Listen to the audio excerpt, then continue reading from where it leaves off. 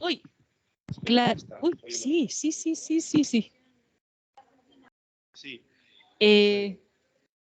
Se ha quedado. Clara, estuve en la anterior ocasión que tú estabas aquí y eso es una emoción tremenda volverte a ver. Ay, qué La bien. última vez sí, entonces va a ser un placer enorme. Volvemos a encontrarnos. Es como si viniera a ver una amiga especialísima y maravillosa que eres tú. Oye, tú, sigue por ese camino que vas muy bien. Entonces, que estoy encantada verdaderamente porque yo creo que es una sesión que teníamos muchísimas ganas porque hemos leído libros anteriores, ahora que lo desmenuzarás porque es maravilloso. Entonces, nosotras calladas y a oírte hablar a ti. Pero quería saludar. Me comportaré con dignidad. Dignidad es siempre. ¡Ay! Y eso, y vamos a poner música y todo, pero habrá que poner por aquí. Estupendo. Música de un uruguayo, parece ser que un poco para tocar un poquito la moral. Perfecto. Me quedan en otro país, pero bueno, como si pusiéramos música portuguesa. Claro, eso es, que también diríamos, ¿y esto por qué lo hacen? Me parece muy bien. Así es. Eso es, pues nada, nos desmenuzarás el libro que lo hemos leído con muchísima pasión. Así que eso. Bueno. Ale, Ramos, ven aquí a hablar también y a saludar antes de que empiece. Hola Clara, ¿qué tal estás? ¿Qué tal? Qué bien volverte a encontrar y estar aquí. Bueno, que estuvieses aquí sería más mejor. Lo intenté, pero la verdad es que he tenido un año como complicadísimo. Cuando podría haber ido estaba tan cansada que no me daba energía. Y después empecé a viajar otra vez y bueno, así va ahora. Después irá de otra manera y ya nos encontraremos. Sí, bien, eso, ya habrá otros momentos. También es cierto. Ha sido una gozada volverte a leer, ¿eh? Sí. Entonces, muy bien. Otra cosa, bueno, ya luego como comentaremos y hablaremos, pues ya nos dirás. Vale. Que estás allí en Buenos Aires, ¿no? ¿O qué? ¿Dónde estás? Estoy en Buenos Aires, mira, tengo detrás un cuadro, le decía Ángel, que es Buenos Aires. El obelisco, ¿ves? Sí. Y sí, estoy en Buenos Aires, pero vengo de México y bueno, voy corriendo muchísimo este año, muchísimo. Vale. La verdad es que no me daba para más, estaba muy cansada. No me extraña, porque es que además estamos como desaforados queriéndolo hacer todo después de 2 años. Es una sensación. Sí, a mí me parece que al menos en el campo de la literatura hay una especie de hiperactividad muy fuerte, ¿no? Sí. O al menos a mí me toca esa parte. Y bueno, también está bien, porque es síntoma de vitalidad, ¿no? Sí. Sí, sigues dando cursos, sigues ahí en los talleres de escritura también, ¿no? Muy bien. Lo que pasa es que durante la pandemia saqué 3 libros. Entonces, sacar 3 libros es la peor idea que puedes tener en tu vida, ¿no? Porque terminas promocionando y no te acuerdas, ya ni te acuerdas qué promocionabas, ni dónde, ni qué habías dicho con quién. Sí, un poco caótico todo. Bueno, pues nada, a cansarse toca, entonces. Sí. Venga. Muy bien, pues nos vamos sentando y para iniciar ya un poco yo la charla. ¿Ves un poquito cuántos estamos? Muy bien. ¿Qué hora es allí ahora en Buenos Aires? 5 horas menos. Las 2 y 2. Vale. No sé si habrás comido, si no... Sí, he comido un bocadillo de queso riquísimo. Sí. Vale, muy bien. Bueno.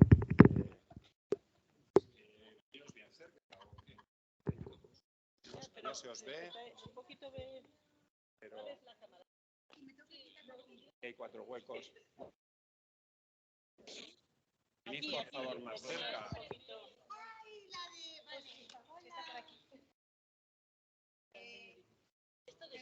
Esto era mío para Begoña, pero...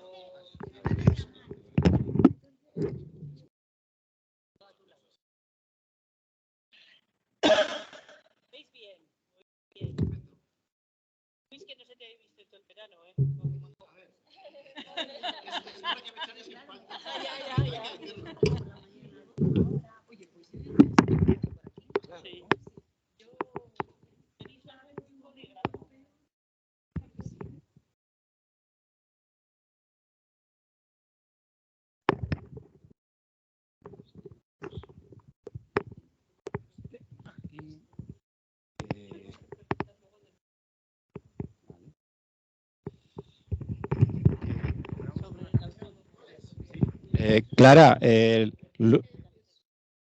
Luis, un compañero, suele poner música a las tertulias, ¿vale? Entonces vamos a arrancar esta tertulia contigo con una canción que va a sonar ahora. Luego ya te doy la bienvenida formal y nos abrazamos y esas cosas, ¿vale?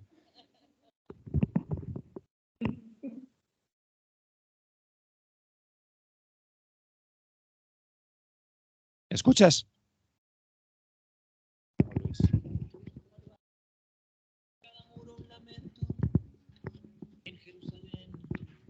La dorada y 1000 vidas malgastadas por cada mandamiento. Yo soy polvo de tu viento y aunque sangro de tu herida y cada piedra querida guarda mi amor más profundo. No hay una piedra en el mundo que valga lo que una vida. Yo soy un moro judío que vive con los cristianos. No sé qué Dios es el mío, ni cuáles son mis hermanos. No sé qué Dios es el mío, ni cuáles son mis hermanos.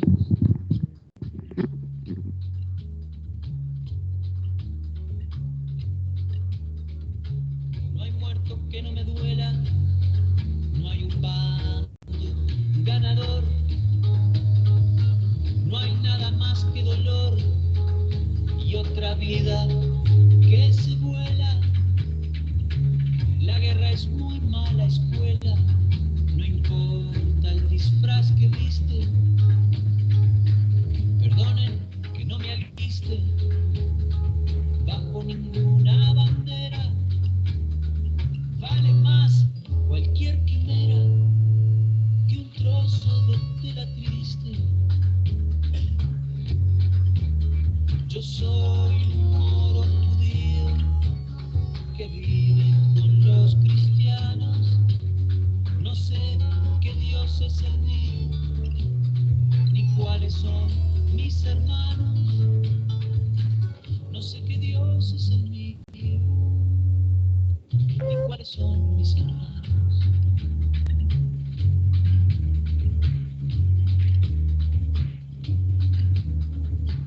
Y a nadie le di permiso para matar en mi nombre. Un hombre no es más que un hombre, y si hay Dios, así lo quiso. El mismo suelo que piso seguirá, yo me habré ido, rumbo también del olvido. No hay doctrina que no vaya, y no hay pueblo que no se haya creído el pueblo elegido. Yo soy un moro judío que vive con los cristianos. No sé qué Dios es el mío, ni cuáles son mis hermanos. No sé qué Dios es el mío, ni cuáles son mis hermanos. Yo soy un moro judío que vive con los cristianos. ¿Quieres decir algo? Te tienes que arrimar, ¿eh? Si no... No, sin más. Oh. Buenas tardes. No he leído tus textos, por lo cual he optado por una canción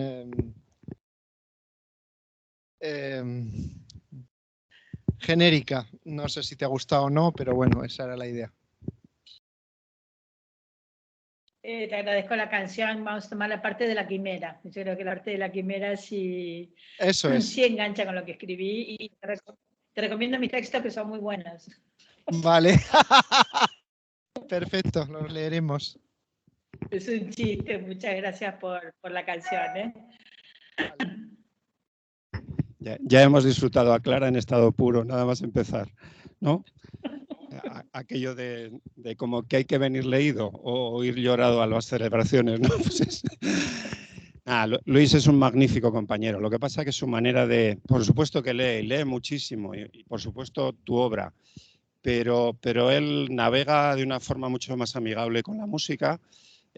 Bueno, se entiende mucho mejor con ese lenguaje y su principal aportación en las tertulias suele ser poner fondo musical, ¿sabes?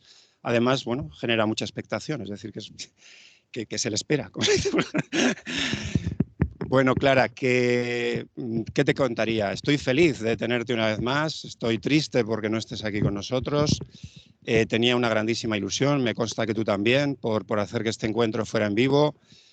Peleamos a principios de julio por intentar buscar un hueco, pero tienes una vida tan agitada, dando esos saltos de continente a continente, que no hay manera. Llevas en poco tiempo, madre mía. En fin, bienvenida. Cuéntanos algo, ¿cómo estás? ¿Qué es de tu vida?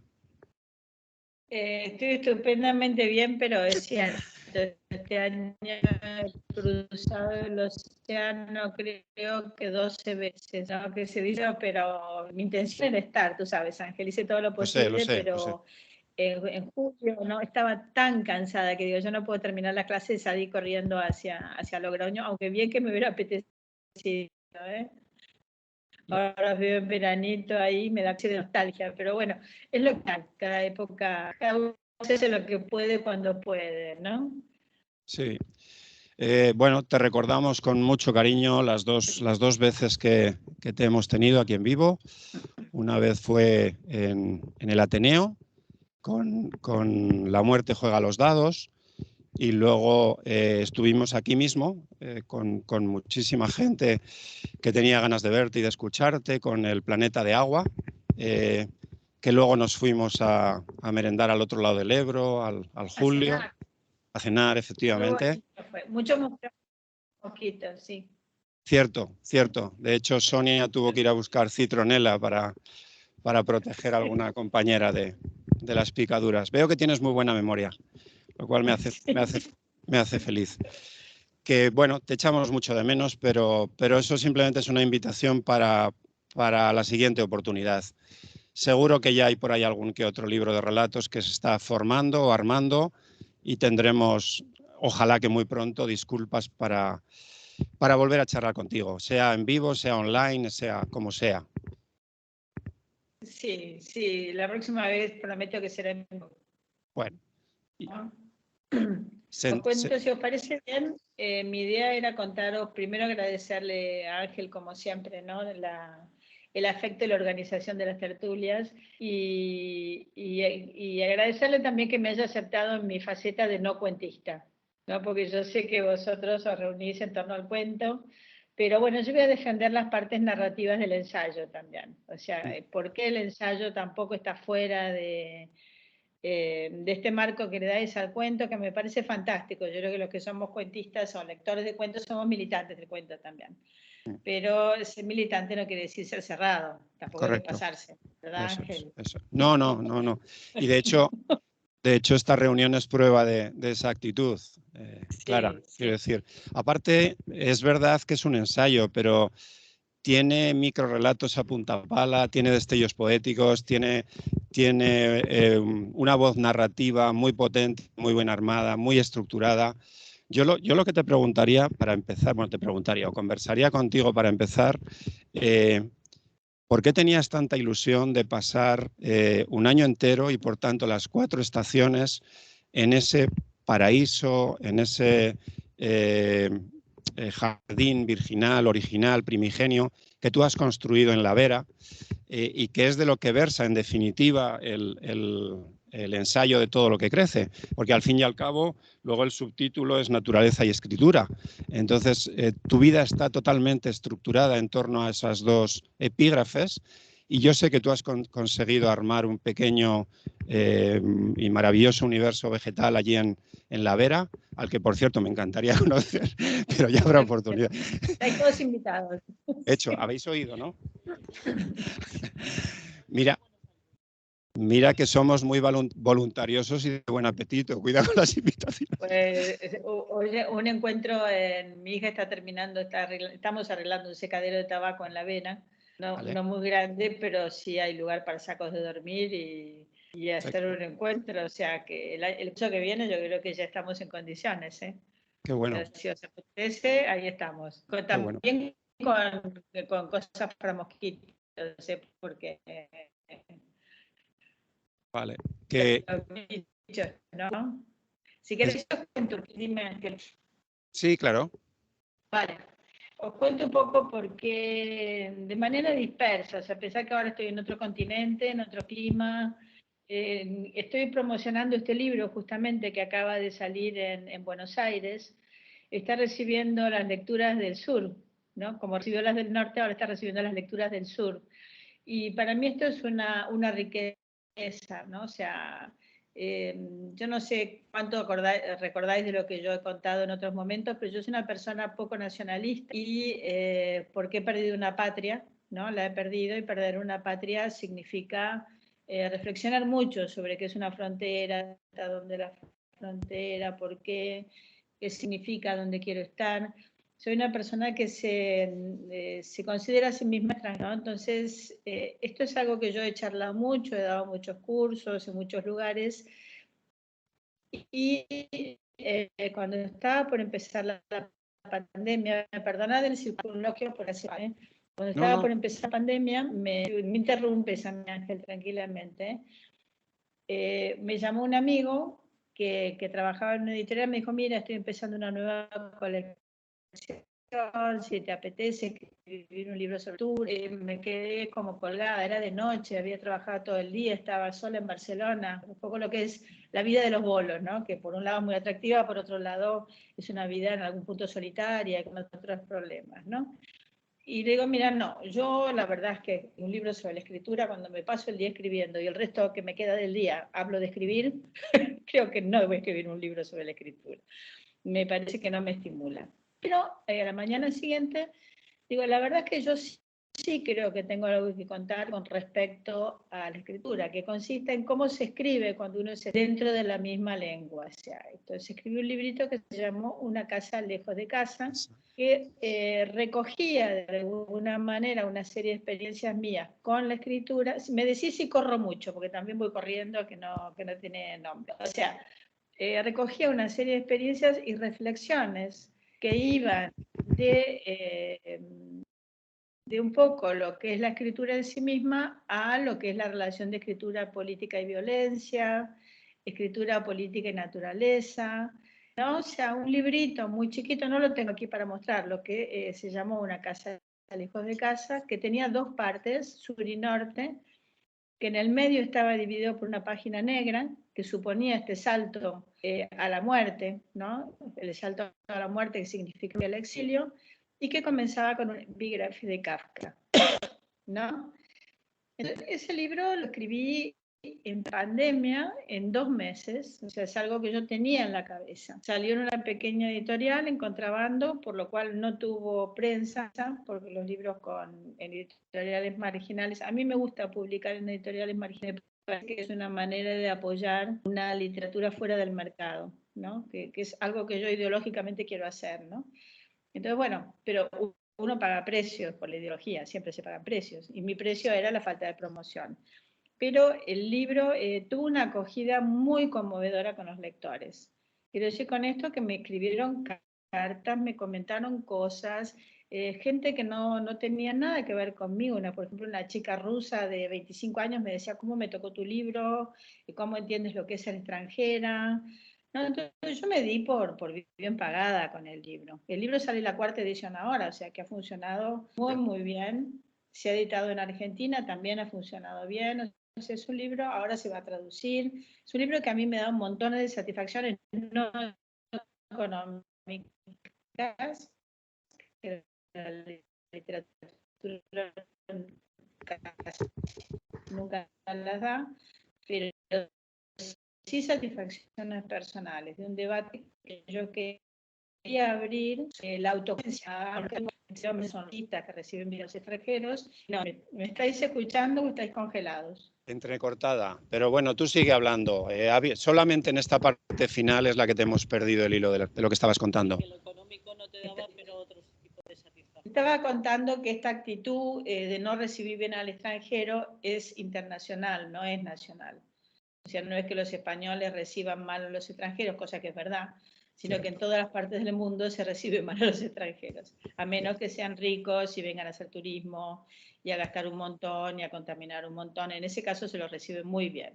Pero eso no es un extranjero, eso es un turista, eso es otro caso, ¿no? O sea, en general hay un problema con esto. Entonces, es un libro en el que yo era como el clavel del aire, que yo enraizaba sin tierra, ¿no? O sea, que enraizaba sin tierra, que me podía coger a una rama y no necesitaba raíces, necesitaba aire para poder estar en el mundo. Bueno, vino la pandemia, pues quedamos como quedamos todos, cada uno, como este vídeo de pronto, de congelados, que congelados no se sabe en qué postura, cada uno en la postura que lo encontró. Y tengo que reconocer que a mí la pandemia, además, no quiero banalizar lo que fue la pandemia, que fue algo durísimo para todo el mundo, pero creo que a los que somos escritores nos dio la perspectiva de los que estamos mal de la cabeza, perdidos. O sea, porque la situación de pandemia fue perfecta para nosotros. O sea, si para uno está perfecto cuando hay peste, es que está loco, totalmente loco. Bueno, yo estoy loca. Hermanos, yo estoy loca, lo reconozco en este momento. ¿Por qué? Porque nos dio, a mí me quitó los viajes, seguí trabajando, o sea, no tuve problemas ni problemas graves de salud tampoco, o sea, que es lo otro que podría haber pasado. Y cuando me dejaron salir, cuando nos dejaron salir a todos, yo me fui a vivir a La Vera. ¿No? Me fui a vivir a una zona de Extremadura, que no sé si la conocéis, por ahí por Cuacos de Yuste, bueno, que tiene la montaña que separa de Ávila, que es una montaña nevada, y es un microclima donde hay que las palmeras, es un lugar preciosísimo, lleno de agua. ¿No? Entonces ahí permanecimos con mi marido casi 2 años, ¿no? Que fue un sueño dorado para mí. Yo siempre había querido poder vivir en el campo, pero mi vida no, yo no me dedico, no soy agricultora, no estoy loca, no es lo que hago, yo me dedico a otras cosas. Pero si bien paso mucho tiempo en el campo porque me gusta mucho, nunca había podido vivir las 4 estaciones, ¿no? Fue un pequeño regalo. Y en este regalo, vuelvo para atrás de nuevo. Yo me había encontrado en Buenos Aires, en el último viaje antes de la pandemia, con Federico Falco, que es un cuentista que os recomiendo, Un cementerio perfecto. Gran libro, creo que podéis contar con Federico por Zoom también para charlar con él. Es un escritor argentino, pero buenísimo. Ahora quedó finalista con una novela que se llama en Alfaguara, en anagrama. O sea que lo podéis encontrar. Bueno, charlando con Federico, le digo, bueno, ¿qué tal? Federico me contó una historia de amor desgraciado, y le digo, bueno, ¿qué estás escribiendo? Y me dice, estoy escribiendo un libro que no sé lo que es, no sé dónde voy. Es una mezcla de amor desgraciado con el cultivo de las hortalizas, con los talleres de escritura, porque él también da talleres. No le pregunté más, porque evidentemente no quería hablar, pero me quedé con la copla. Y me volví a Madrid y recuperé un fichero que yo tenía que se llamaba Jardines. ¿No? Yo escribía en Jardines. Tenía un fichero donde escribía recuerdos ligados con la naturaleza. Recuerdos personales, o sea, en el fondo, ¿a qué se refería el fichero? ¿Hasta qué punto a mí me ha constituido la naturaleza? Porque si tengo tantos recuerdos que necesito juntarlos para hacer algo, quiere decir que gran parte de mi historia está ligada con la naturaleza. Y entonces pensé que lo que podía hacer era un ensayito gemelo. Sabéis que a mí me gusta que un libro conteste a otro. No me gusta escribir libros aislados. Yo soy una escritora que hace una obra. Yo no escribo libritos. Hago una obra. Suena mucho mejor. Se lo voy a decir a la crítica. Yo hago una obra. Apuntarlo. Por favor. Un titular. ¿No? Un titular. Que en general, cuando acabo un libro, no he terminado de decir lo que quería decir, o no lo he sabido decir, que también puede ser, ¿no? O sea, que uno termina vamos a poner un ejemplo, uno termina de una quedaría mejor si yo le puse, ¿no? Entonces, en el próximo cumpleaños sale una tarta poniéndole lo que le falta. Pues bueno, yo soy como una cocinera de tartas que siempre me falta una fresa, ¿no? Siempre me falta algo. Con lo cual, cada libro está contestando al anterior. Dice, esto podría... Entonces tomo los mismos personajes incluso. Los saco de un libro, los pongo en otro, ¿no? Para que me acompañen, pobres. Me estoy yendo, voy a volver. No, bueno. Estamos disfrutando. Sí, no, sigue, Clara, que no pretendo interrumpirte. Sigue. Cuando tenga el tontódromo muy alto me lo bajas, Ángel. Se me sube el tontódromo a mí. Bueno, entonces, cuando terminé este libro, que me dio un montón de satisfacciones, insisto, un montón, pensé que me faltaba la contrapartida del libro, porque en un libro yo había escrito sobre qué significa perder la patria, ¿no? Trabajaba bastante el concepto de matria también, o sea, qué significa perder la patria. Y de pronto el mundo se había puesto en tal situación, ¿no? O sea, la pandemia nos dio conciencia, al menos que seamos lelos, francamente, ¿eh? Nos dio conciencia de que poco sentido tienen las fronteras.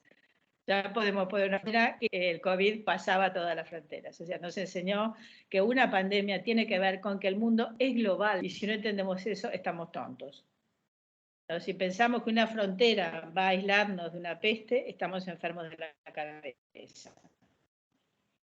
Bueno, con esta idea yo empecé a trabajar algo que yo quería hacer, que era un canto a la naturaleza.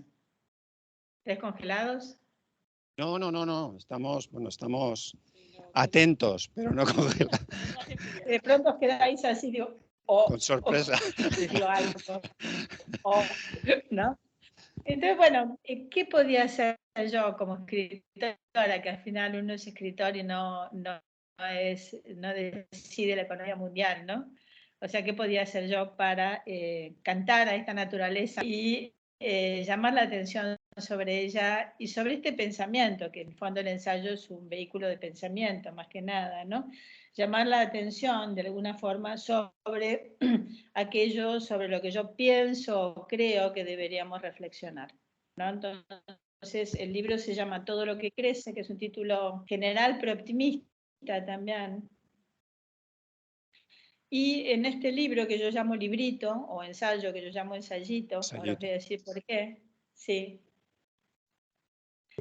Desarrollo una, no digamos teoría, porque yo no tengo teoría, además ideológicamente no me gustan las teorías, una hipótesis o un pensamiento o una alabanza de este medio en el que vivimos llamado mundo, ¿no? Eso es lo que pretende el libro. Hacer un canto de alabanza optimista. Pensar que estamos en pandemia, ¿no? O sea, optimista hacia la posibilidad de salir de un callejón sin salida en el que nos estamos metiendo. No sé, yo no puedo responder con planes económicos, yo soy escritora. Yo solo puedo responder con una reflexión escrita. Este libro es igual al otro, está dividido por la mitad, está dividido en sur y norte, tiene un epígrafe de Kafka, precioso epígrafe de Kafka, de gran transportado, ¿verdad? Es un epígrafe que después lo podemos leer, que es un canto a la libertad. Y así como el primer libro terminaba con la palabra horror, este libro termina con la palabra esperanza, ¿no? Y está dividido, en vez de estar dividido por una página negra, como estaba dividido el otro, está dividido con una frase relacionada también con este salto de la pérdida de la tierra y del exilio, que es una frase de María Zambrano, grandísima María Zambrano, que dice: gracias al destierro conocimos la tierra. A mí esto me parece maravilloso, o sea, como del dolor se saca el conocimiento. Gracias al destierro conocimos la tierra. Yo creo que ella sabía muy bien de que, o sea, que veis, el libro es gemelo. Digo, ¿por qué ensayito? Con esto voy a terminar para que podamos charlar también. Porque yo respondo a una tradición femenina del ensayo. Femenina no quiero decir que haya que ser mujer para escribir esto, sino que haya que tener un enfoque femenino, un enfoque de género, que esto es mucho más amplio que ser mujer o no ser mujer. ¿En qué sentido un enfoque femenino? Paso de lo concreto a lo abstracto, y no de lo abstracto a lo más abstracto todavía. Entonces, este libro pasa de detalles de alguien que crece, que mira un geranio en adelante, o que cocina, o que piensa, o que camina, o que cría un niño, alguien que tiene una actividad normal, ¿no? Y de esa actividad concreta desarrolla una teoría sobre la naturaleza. Me inspira básicamente Sor Juana Inés de la Cruz, que es una de las primeras escritoras que tiene que os recomiendo, chicas, que la pongáis en la puerta de la nevera, y chicos, si queréis también. Dice así, Sor Juana Inés de la Cruz, sabéis, la monja barroca. Imagina de una monja en el barroco en México. Hay que imaginar, 1600 y pico, se mete a monja porque no tiene otra posibilidad. O sea, o tiene 18 hijos y no puede pensar, o se mete a monja y la dejan pensar tranquila. La cosa es que su pensamiento podía ser atacado por la Inquisición, o sea, no por cualquiera, por la Inquisición. Entonces el obispo le dice a Sor Juana que es una atrevida, ¿no? Que es una mujer que reflexiona demasiado. Y ella escribe una carta explicando por qué las mujeres pueden reflexionar. Quizá uno de los primeros alegatos en defensa de la vida intelectual de las mujeres que tenían que ser monjas para poder contar, ¿no? Y tiene una frase que a mí que desde muy joven a mí es una frase que va conmigo, aquellas cosas que te cambian, ¿no? Esas frases que te acompañan, que uno las recuerda siempre, ¿no? Y dice, si Aristóteles hubiera guisado, mucho mejor hubiera pensado, ¿no? Si Aristóteles hubiera guisado, mucho mejor hubiera pensado. Eso dice la monja. Y yo creo que tiene razón. El que hace una vida concreta es mucho más capaz de hacer una reflexión filosófica profunda que aquel que parte de lo abstracto para ir a lo más abstracto todavía, ¿no? Y creo que esto es una enseñanza en pandemia, que tenemos que pensar en qué hacemos cada uno de nosotros con respecto a la naturaleza, ¿no? Para pensar sobre la naturaleza. O sea, de lo concreto, porque es cierto, si esperamos los planes generales estamos perdidos, pero si actuamos todos estamos menos perdidos, ¿no? Sí, sí, Clara, te estaba disfrutando intensamente tu circunloquio y tu presentación y tu contextualización de todo lo que crece. Bueno, yo te voy a devolver mi viaje por el libro, lo que he disfrutado y demás, y dadas algunos problemas que tenemos de conexión y bueno, que hay muchas personas que entiendo que les encantaría plantearte preguntas, yo luego dejaré que me respondas si te apetece algo a mis impresiones, y luego me encantaría que las personas te fueran planteando preguntas, pues porque bueno, creo que tenían muchas ganas de reencontrarse contigo. Bueno, mi viaje personal de todo lo que crece ha sido harto placentero. Tú le llamas ensayito, a mí me parece que es, bueno, es un diminutivo que no hace justicia a todo lo que contiene ese libro. Es toda una vida hasta el 2021, hasta el 2020, perdón. Es toda tu vida, con lo cual contiene mucho más de lo que pareciera encerrar la palabra ensayito. Está estructurado en dos medias vidas, como muy bien defines. A una media vida le llamas sur y a otra media vida le llamas norte. Por cierto, hoy pensaba, digo, me encanta contextualizar el encuentro contigo, tú hablándonos desde tu sur y nosotros devolviéndote impresiones desde tu norte, porque este ya es tu norte, ¿no? Entonces yo hoy mismo pensaba, esta mañana mientras releía algunas cosas, Me ha parecido un libro delicioso. El comienzo de esa media vida a la que llamas Sur y que focaliza con los primeros recuerdos de tu infancia en una terraza mirando un geranio, me parece eso, un hecho epifánico, ¿no? Esa conexión de la que nos hablabas, donde ya tú siempre has tenido una inquietud por la escritura, pero a su vez la naturaleza siempre ha estado omnipresente en tu vida, incluso a veces sin ser consciente de ello. Según narras, muchos momentos de tu infancia transcurren en la pampa. La pampa es naturaleza por extensión, de hecho, bueno, ahí el ser humano, pues me imagino que hay que focalizar, si no desaparece, ¿no? Se emborrona, o sea, tiene tal potencia ese paisaje, donde además se construye, es que hay una frase que dices que me encanta, supuestamente decía tu padre o alguien próximo, ¿no? Lo de que la pradera, para construir la pradera solo hace falta un trébol y una abeja, y así indefinidamente. Entonces me parece... Eso es de Emily Dickinson. Vale, pero me encanta, porque además luego lo enlazas con la imposibilidad del arraigo de los árboles, es decir, además lo describes muy bien. Se puede plantar un árbol y de hecho va a crecer y de hecho florecerá, pero sus semillas cuando caigan al suelo nunca llegarán a la tierra porque la vegetación tiene tal espesor que no va a permitir que toquen el suelo. Entonces, me parece una belleza espectacular.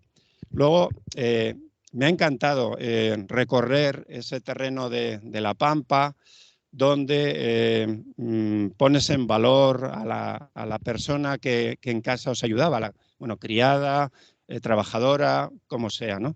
Con la que tú te sentabas en la cocina a charlar mucho con ella. Otro de los aspectos muy presentes en tu literatura, ¿no? La cocina, el cocinar, el charlar en torno a la elaboración de los platos, el escuchar a los mayores, como a esa otra persona que tantas enseñanzas te prodigó, ¿no? Ese gaucho, esa persona domadora de animales que trabajó para tu familia, que vivía en una casa un poco alejada y a la que a ti te gustaba acercarte para charlar con él, ¿no? Y adquirir otro tipo de enseñanzas. Bueno, a mí me ha fascinado ese viaje por esa infancia, bueno, además esas etapas de infancia, de juventud, de descubrimiento de amores, de descubrimiento de ideales, cómo te lleva a recorrer América Latina, otros países vecinos, ¿no? Como Chile, que ya estaba en estado de sitio, y lo narras muy bien, Perú, etcétera. Y cómo esa media vida de la que tú narras termina de forma abrupta, sin entrar en demasiados detalles. Además dejas muy claro, no quiero hablar de esto, pero tuviste que huir sin más, pues porque los bárbaros se hicieron con el poder y, como tú muy bien decías antes, la ideología nunca sale gratis. Entonces, aparentemente podemos disfrutar de un espacio y de un tiempo en el que podemos expresar de viva voz nuestros pensamientos, pero como tú muy bien expresas, y además no nos conviene olvidar, nunca deberíamos dar todo ese espacio por ganado, ¿no? Como que habría que reivindicarlo constantemente. Y para ejemplo, el tuyo. Corremos un océano de por medio, nos vamos a tu otra media vida, que es el norte, saltas a Madrid y narras eso que nos contabas, ¿no?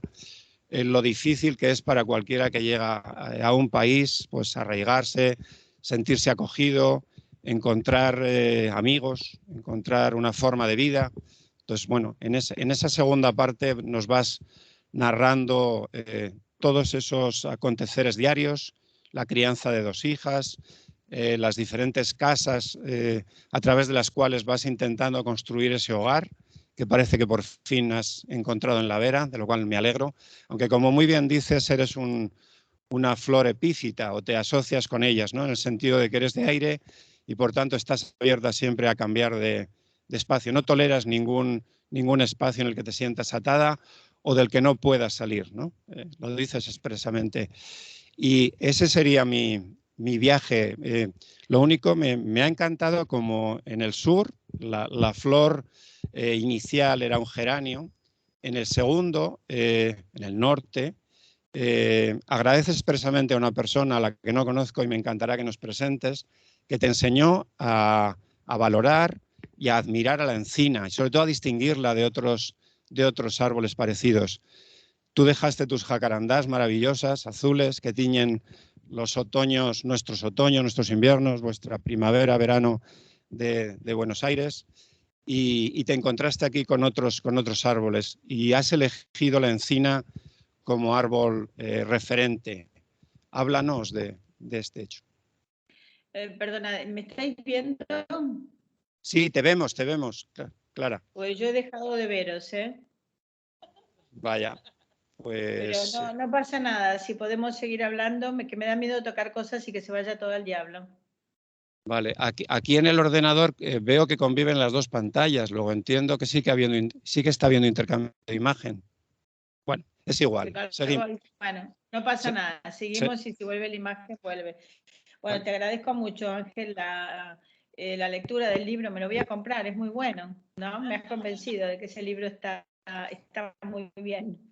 No, la verdad, me quedé muy colgada con el principio de tu intervención, porque dentro de un rato yo me voy a ir a La Pampa, o sea, a las 4 horas Argentina, o 4:30 me vienen a buscar y voy a volver a lo que fue el campo de mi bisabuelo, al que no he vuelto en los últimos 45 años. Se dice rápido, ¿no? Entonces, pienso que todo ese paisaje está dentro de mí, de alguna manera, de la misma manera que todos tenemos dentro un paisaje original, ¿no? O sea, hay un paisaje, hay gente que es de mar y sin el mar no puede vivir, o sea, yo puedo vivir sin el mar alegremente, no me importa nada. Y también puedo vivir sin la montaña, pero me cuesta mucho vivir sin la llanura y sin las plantas, ¿no? Eso me parece una forma de acercarnos, ¿no? Primero a la naturaleza, o sea, ¿cuál es la naturaleza que nos constituye? ¿No? O sea, cuando pensamos en la vida natural, ¿cuál es la vida natural? Otro elemento que me parece interesante, o sea, la idea del ensayito, yo creo que es hora de que empecemos a dignificar las pequeñas cosas. O sea, hay toda una tradición, que yo hablé de Sor Juana Inés de la Cruz, pero podríamos hablar de Natalia Ginzburg, por ejemplo, con Las pequeñas virtudes, que es un libro que no sé si habéis leído, es un libro pero maravilloso. Las pequeñas virtudes de Natalia Ginzburg, un librito que está en el acantilado, donde una mujer que vivió la guerra de los nazis, tuvo que exilarse, vivió la muerte de su marido también durante la guerra, hace una pequeña narración donde parece que habla de nada importante y sin embargo está hablando de filosofía, ¿no? También podríamos pensar en María Zambrano por este camino, o sea, como ella a veces parece que habla de su hermana y está hablando de temas profundísimos, o Agota Christoph. Entonces yo creo que es un momento para empezar a reivindicar lo pequeño, y yo sigo entendiendo la palabra ensayito. Tengo una amiga con la que presento muchos libros ahora, que la aprecio mucho, Nuria Barrios, que también escribió, y me dice, no, me dice lo mismo que me dice Ángel, esto denosta el género. Yo digo, no, esto no denosta el género, esto llama la atención sobre que tratamos de hacer algo diferente, ¿no? O sea, que caminamos buscando la forma. Caminamos también buscando, en mi caso al menos, una forma mestiza. Voy a volver creo que Ángel me ha invitado bien dentro de todo. Es un texto que, a pesar de ser un ensayo, usa la primera persona, que eso no es habitual, y usa una primera persona que sostiene una narración que va desde una niña a una mujer que tiene nietos, que soy yo. En ambos casos soy yo.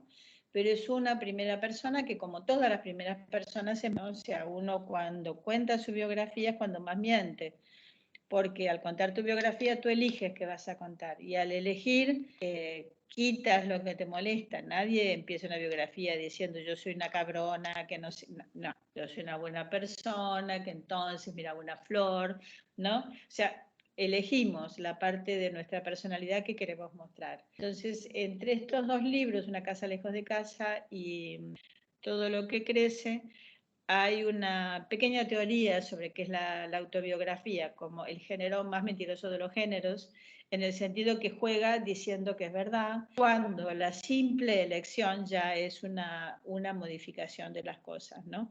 Este es el otro punto que yo quería decir. Y creo también que para el ensayo, esta mezcla con elementos narrativos, que sería lo que bien decía Ángel, tiene microficción, tiene un montón de cuentitos metidos dentro, y tiene pautas de narrativa tradicional. O sea, por ejemplo, la elección de un punto de vista. Elige contar desde una primera persona, no abstraer. O sea, yo todo el tiempo estoy mostrando situaciones y esto es muy propio de la narrativa. Preguntadme algo,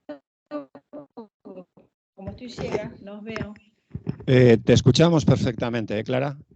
Sí, Que sí. había dejado reposar el micro y te estaba escuchando lo que nos devolvías. Pero haces bien en pedir socorro o levantar la mano de vez en cuando. No está ese compañero para que te rescate la imagen, no. Desapareció el compañero, lo eché de casa para que no hiciera ruido. Ha huido, cobarde. Sí. Bueno. No pasa nada, podemos seguir así, pero sí, yo cuando me sienta sola pido ayuda.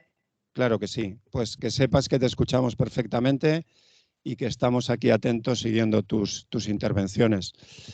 Yo no sé, ¿queréis alguien empezar a preguntar alguna cosa? Vente por aquí, que es que sin el micro no te va a oír. Hoy no, si otros días es más difícil. Siéntate porque no te ve. Buenas tardes. Sí. ¿Me oye? ¿Sí? Sí, perfecto, te oigo. Antes has hecho referencia en tu obra, bueno, en tus escritos, a una exaltación de la naturaleza. ¿Hay algún referente de Walt Whitman en tus escritos, en tu obra? Y luego también me ha sonado una frase como a Pablo Neruda. Ahora mismo no recuerdo exactamente la frase. Y luego, una tercera pregunta, ya breve y termino. Me hubiera gustado oír ese epígrafe de Kafka, porque normalmente los epígrafes pueden dar lugar a lo que es posteriormente un poema, una narración, etc. Nada más, gracias. Vale, perfecto. Mira, hay una frase que dice de la nutrición, que dice, somos lo que comemos, ¿no? Yo creo que somos lo que leemos también, que si uno lee algunas cosas, después de alguna forma te alimentan y las regurgitas, ¿no? Por eso pienso que no hay que leer mala literatura ni hay que leer pavadas, porque tenemos poco tiempo y conviene elegir los libros que vamos a leer. Eso yo siempre creo que hay que leer bajo una dirección o con un grupo o con alguien que te haga elegir los buenos platos literarios, ¿no? Que no es tan fácil elegir entre la montaña de libros que aparecen, elegir los buenos platos literarios. Yo sí he leído, evidentemente, a Walt Whitman y a Pablo Neruda, aunque creo que en este momento, o sea que no lo sé hasta qué punto en mi ADN están incluidos. Quizás más Walt Whitman, aunque de adolescente leía Neruda también. Pero en este libro yo creo que yo voy reconociendo mis influencias. Por ejemplo, Emily Dickinson. O sea, lo que se llama escritura de la naturaleza, que hoy en día está como bastante de moda. Yo, si os interesa, os recomiendo, en el libro hay una página que se llama Fuera al final, y doy cuenta de los escritores que a mí me marcaron para leer este libro. Quiere decir que no que los estoy citando, pero sí son fuentes para mí, son los que me han dado el material, ¿no? Estoy buscando ahora una Mary Oliver, por ejemplo, La escritura indómita. Este es un libro que os lo recomiendo muchísimo. Ella también habla de naturaleza y escritura, Mary Oliver, en Errata Natura. Y bueno, y después Emily Dickinson, o sea, las grandes escritoras de la naturaleza. Nombras también a Susan Fenimore, me parece. Sí.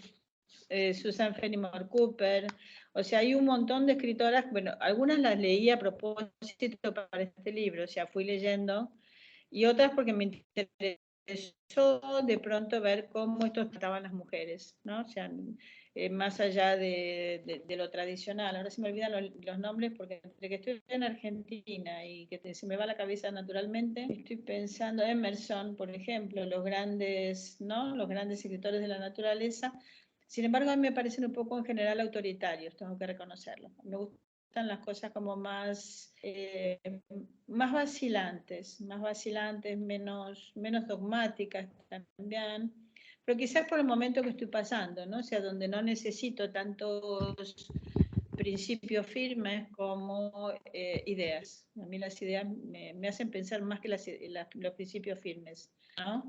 Y después querías que leyera el epígrafe. Por supuesto que sí. Yo creo que uno de los grandes pensadores de la naturaleza, aunque no se lo he estudiado en este camino, es Franz Kafka. Lástima que no tengo el otro librito para leeros el otro epígrafe, pero os voy a leer este que está, bueno, como si fuera un epígrafe, evidentemente al principio. Es un texto que a mí me parece fascinante. Lo voy a leer y os voy a explicar por qué me gusta tanto también. Dice: si pudiera ser un indio ahora mismo y sobre un caballo a todo galope, con el cuerpo inclinado y suspendido, estremeciéndome sobre el suelo hasta dejar las espuelas, pues no tenía espuelas, hasta tirar las riendas, pues no tenía riendas, y solo viendo ante mí un paisaje como una pradera cegada, ya sin el cuello y sin la cabeza del caballo. Lo voy a leer de nuevo. Se llama Franz Kafka, El deseo de ser un indio. Si pudiera ser un indio ahora mismo y sobre un caballo a todo galope, con el cuerpo inclinado y suspendido en el aire, estremeciéndome sobre el suelo oscilante, hasta dejar las espuelas, pues no tenía espuelas, hasta tirar las riendas, pues no tenía riendas, y solo viendo ante mí un paisaje como una pradera cegada, ya sin el cuello y sin la cabeza del caballo. Me parece, no sé, una cosa como sublime, ¿no? Es un texto difícil de explicar porque empieza en condicional. Si pudiera ser un indio, cosa que no soy, esto es un condicional irreal. O sea, es un texto que sucede sin suceder, porque él no puede ser un indio, él es un tipo que vive en Praga, encerrado en una habitación, haciendo un trabajo que no le gusta, ¿no? Pero si yo pudiera tener otra vida, ¿no? Vida que no tengo, con lo cual el texto no sucede, condicional irreal. Y va como despojándose. Primero es un indio, luego tiene el caballo, tiene el galope, tiene el cuerpo, y va perdiendo todo eso hasta conseguir esta libertad, porque ni siquiera ve el cuello del caballo, ¿no?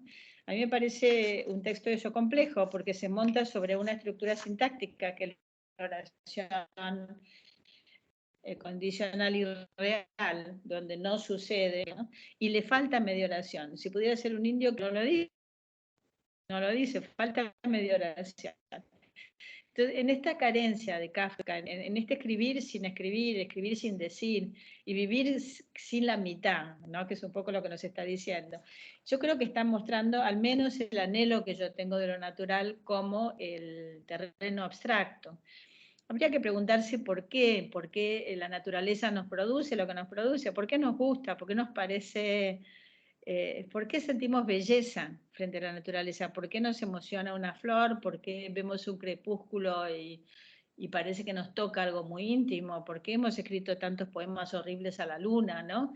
O sea, ¿por qué? ¿Por qué estamos tan unidos a la naturaleza? Entonces, en este librito yo intento una respuesta que es mi respuesta, no pretendo que os la creáis porque yo no soy bióloga ni nada que se parezca, ¿no?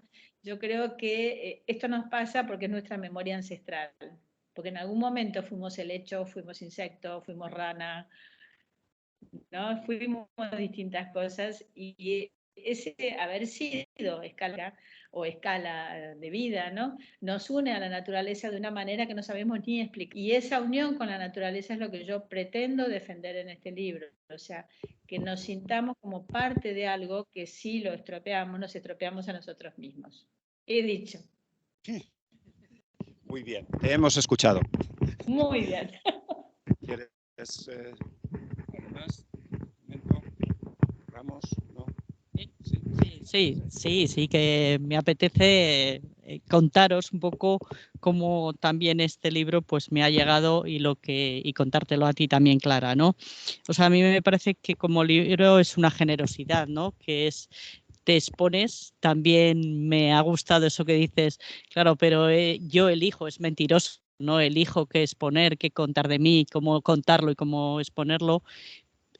Me llega, me parece, llego a ti, o a lo que me parece que puede ser a la escritora, y a la vez cada uno de los párrafos, cada una de las frases, me reconozco o pones palabras a aquello que yo a veces he sentido, he vivido, o que los que se sienten extranjeros en La Rioja o en Logroño, que tenemos la canción que nadie se siente extranjero, decimos aquí en nuestra canción de la ciudad, pero una compañera mía gallega, antes de leerte lo que dices en la página 57 sobre se tarda mucho en comprender nuevos espacios, años en dejar de cotejar, ella lleva 3 años en La Rioja y eso mismo expresó sobre su naturaleza o sus paisajes de Galicia, su mar y no mar aquí, o sea, como aprender a apreciar, a no cotejar, a comprender este paisaje. Y me parecía que en cada uno de los párrafos y de las frases o de las reflexiones que nos haces de una manera narrativa, pues nos estás contando pues nuestras vidas y nuestros sentires y los de los otros que a veces no comprendemos, ¿no? Porque se sienten de esa manera. Gracias. Sí, te agradezco mucho el comentario. Yo tomé este enfoque, el de escuchar al otro, ¿no? Escuchar lo que el otro dice, porque yo soy extranjera y tengo esta sensación muy trabajada, además, muy pensada.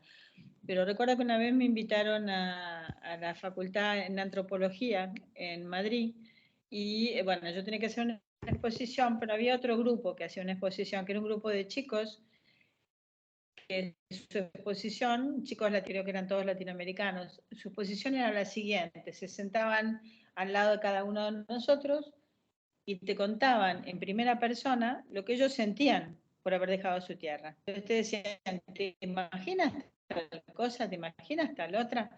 Entonces a mí me conmovió muchísimo porque no estaban teorizando. Yo veía a un ser humano, un chico, un adolescente además, que de pronto desnudaba sus sentimientos y me decía lo que sentía de verdad, ¿no? Porque en general el extranjero es una persona que dice lo que los otros quieren escuchar. ¿No? Es difícil que un extranjero diga yo es que me siento mal aquí y lo diga firmemente, porque el otro tiene una especie de autocomplacencia tópica. Cuando digo el otro, me incluyo, ¿eh? O sea, uno tiende a pensar que uno es simpático con todo el mundo, recibe a todo el mundo, es abierto con todo el mundo, hasta que viene alguien y te dice, no, esta emoción. Y trabajé tanto en mí misma como en lo que yo pienso que siente la gente que llega a Argentina, por ejemplo. Eso lo hablo mucho con amigos aquí. En general, en mucha gente abierta, claro, con sus amigos, pero no es abierta con los bolivianos, por ejemplo. No es abierta con la gente que considera como de alguna forma un poco inferior, o porque tienen la piel más oscura, o porque vienen de países más pobres, o porque fantasean con que les va a robar el trabajo. Bueno, ya no voy a contar esto mucho porque es evidente, ¿no? Entonces me pareció muy interesante este yo narrador, ¿no? Y esta escucha a la que me sometieron estos chicos, ¿no? O sea, a sentir lo que ellos me estaban diciendo la verdad, lo que sentían, ¿no? Entonces el libro trabaja, sobre todo el anterior, trabaja mucho sobre la verdad, no sobre lo que tenemos que decir porque queda bien, sino lo que decimos porque nos pasa en serio, ¿no? Entonces, si en el primer libro yo hablaba de la pertenencia a una tierra, en este hablo sobre cómo volver a reconocernos como una especie, o sea, como si fuéramos ranas, ¿no? O sea, a partir del Renacimiento con el hombre de Vitruvio, no sé si lo recordáis, esta figura de un hombre con los brazos abiertos que pinta Leonardo, el hombre se instala en el centro del discurso y quizá eso le produce muchos aciertos y muchas posibilidades de desarrollarse, ¿no? Pero ese instalarse en el centro de la creación hace que también perdamos de vista que nosotros somos una especie y puede desaparecer igual que los dinosaurios. O sea, que al mundo le es bastante indiferente lo que nos pasa. No sé si es indiferente a nosotros mismos, pero el mundo va a seguir girando con más o menos cosas con su tiempo y volverá otra vez a rearmarse sin nosotros y seguirá con su indiferencia, ¿no? Entonces, realmente, ¿cómo nos situamos? Esa es mi pregunta. Este yo que va contando una historia, ¿cómo se sitúa frente al planeta, frente a la relación con las otras especies? O sea, ¿no debería yo relacionarme mejor con los árboles? Para mí es una buena pregunta. Quizás parezca un poco friki de mi parte, ¿no? Pero yo siento eso ahora. Siento que si nosotros no sabemos reconocernos como parte de un planeta y no como dueños de un planeta, estamos perdidos realmente, ¿no? Entonces, en ese sentido digo que yo soy una optimista radical. Pienso que se puede pensar todo esto y que podemos tratar de modificarlo también. Preguntas. Antes se ha quedado colgando lo de mi curiosidad por lo de la encina. A mí es un árbol que me fascina, siento admiración por la encina. También hablas con mucho respeto por los nogales y por otro tipo de árboles a los que yo también admiro. Pero me queda esa curiosidad de saber por qué sentiste ese magnetismo hacia ese árbol que a su vez es representativo de la estepa, que sería lo más parecido a esas llanuras que tú añoras de tu pampa infantil. Entonces, bueno, me he quedado enganchado y pendiente de que me respondas la historia en torno a la encina. Sí, mira, los árboles que hay en Buenos Aires, sobre todo, yo creo que lo cuento en este librito, fueron plantados por un jardinero. O sea, Buenos Aires es una ciudad que camina hacia su fealdad, porque tiene una capacidad de destruir lo que es bonito, inenarrable, ¿no? Solo comparada con algunas cosas que hace Madrid consigo misma, ¿no? Pero Buenos Aires lo hace muchísimo peor, porque tiene por costumbre tirar edificios preciosos. Bueno, le parece muy moderno tirar palacios del siglo XIX, bueno, cada loco con su tema. Pero a mí me pone enferma. Cada vez que vengo a este país me pillo unos cabreos, ¿no? Pero el arbolado lo plantó un tipo, un jardinero que se llamaba Thais, francés, y lo plantó todo a la vez. O sea, es como un tipo que cambió la ciudad, la convirtió en un jardín. Creo que hay, no sé, algo así, estoy fantaseando, pero algo así como 100.000 jacarandás, ¿no? Usó especies vernáculas y también especies europeas, y con esto creó un jardín que todavía es la ciudad. Buenos Aires en primavera es una ciudad despampanante de bonita, impresionante. Incluso ahora que está empezando la primavera, bueno, es que conmueve lo linda que es. Cuando yo vengo en invierno, que no tienen hojas los árboles, es fea, pero de narices, ¿eh? Claro, como todo lo destrozan. Entonces, bueno, yo estoy acostumbrada a estos árboles grandes, verdes, floridos, con muchísima sombra, qué sé yo, que bailan con el viento. La encina es todo lo contrario. Es un árbol muy atado a la tierra, muy fuerte. Para mí eran pequeños, achaparrados, retorcidos. Yo decía, ¿qué le vende bonito a esto? ¿No? Un olivo bonito, una encina bonita. Pero conocí a un amigo, del que sigo siendo muy amiga, por cierto, está en las dedicatorias del libro, que me mostró, primero, yo no distinguía una encina de un roble, porque los robles, los que se plantan en Buenos Aires, mi abuelo plantó robles y entre tres le damos un abrazo al roble, es una cosa gigantesca. Porque América Latina es distinta, es de otra manera, todo es enorme. Entonces yo no le veía la gracia, sinceramente, hasta que él me la explicó, ¿no? Entonces empecé, para mí la encina, a nivel personal, es el símbolo de empezar a entender lo que las cosas son en otro lugar. O sea, que uno no debe estar comparando, aunque no, es inevitable comparar, ¿no? Pero uno no debe pensar que su tierra es mejor, sino que uno debe pensar que su tierra es distinta, que es otra cosa, ¿no? Que es distinta y que quizás el jacarandá tiene lo que tiene, pero la encina es preciosa, es parte de un paisaje esencial, como bien dice Ángel, ¿no? O sea, hay algo en el jacarandá incluso la palabra, jacarandoso es como alegre, ¿no? Y hay algo en la encina de esencial. El jacarandá es festivo, la encina es esencial, es distinta. Entonces, yo ahora que estoy en Buenos Aires, oigo cantar a los pájaros y es como si de pronto la naturaleza me habla en el idioma que yo conozco, en el idioma que yo entiendo, ¿no? Porque para el extranjero la naturaleza en otro lugar es incomprensible. Entonces yo no sé qué pájaro está cantando cuando estoy en España, no sé qué árbol es ese, necesito intérprete, que me lo cuente, que lo mire. Y como ya tengo algo más de 15 años, también tengo cierta dificultad en ver los pájaros. Yo aquí sé qué pájaro es porque lo vi de pequeña. Sé que ese pájaro tiene en el pico una manchita roja, porque en esa época yo veía, tenía vista. Ahora no tengo ninguna posibilidad, por más que me lo explique, yo no distinguir los pájaros en España. Y es algo que he perdido, es algo que me apena, ¿no? Entonces, que cuando uno cambia de lugar, no es solo el cambio de idioma, también es el cambio de la naturaleza, y la naturaleza también es un idioma. Que siguiendo con esto que... Lo he captado perfectamente, Clara, y como ves te entro al trapo muy rápido. Que siguiendo con esto de lo que nos estás contando, hay un momento en el texto, cuando estás en Madrid, en el que dices que otra manera de adaptarse es saber de dónde viene el frío. Claro, a mí me ha costado un pequeño esfuerzo. Cuando tú vivías en Argentina, el frío viene del sur. Y en cambio, en Madrid, el frío viene del norte. Claro. Algo que es tan obvio para nosotros, pero es una metáfora poderosa de lo que supone ya no solo viajar, sino encima cambiar de hemisferio, ¿no? Entonces está en consonancia con lo que estás contando. Y luego, la luna pasa arriba también. Con la luna también, eso es. Con la luna. Y las constelaciones. Correcto, eso es. Tenéis todas las constelaciones mal puestas vosotros. Vivimos al revés. Claro. Y luego el libro está trufado de muchos juegos de palabras, pues verduras, plantas, pájaros, de cuál era el nombre con el que tú los conociste y cuál es el nombre que reciben acá.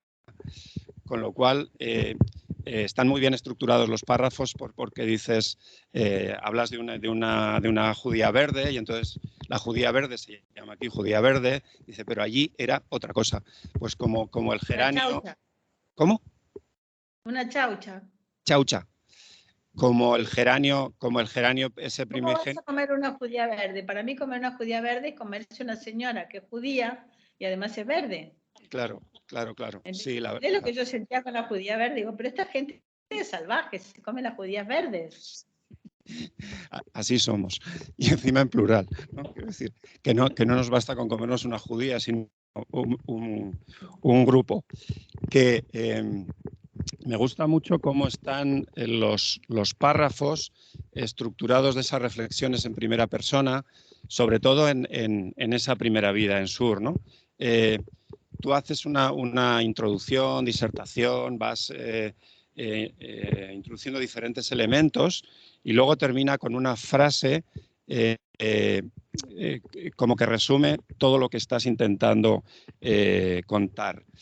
Es una frase referencial, además es una frase muy ligada a todos los descubrimientos que se van produciendo a medida que vamos creciendo, ¿no? Como aquello de que cuando llega la noche todos los animales dormimos. Y en ese todos los animales, por supuesto hablas de nosotros, pero incluyes a todo el resto de animales, ¿no?